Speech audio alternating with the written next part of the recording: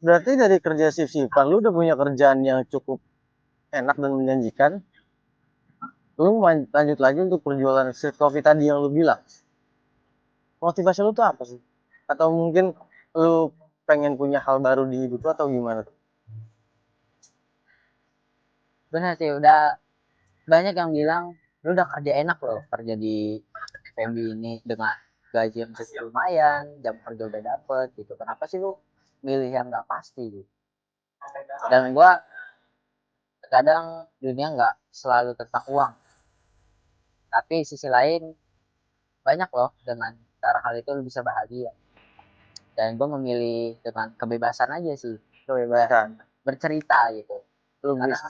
Hah? karakter Steve Ross ini kan sambil obrolan gitu. Dan gue senang interaksi hal itu. Suka berinteraksi dan suka kopi. Suka kopi, Jadiin satu di situ. jadi saat itu Jadilah rasa jadi kopi. rasa kopi.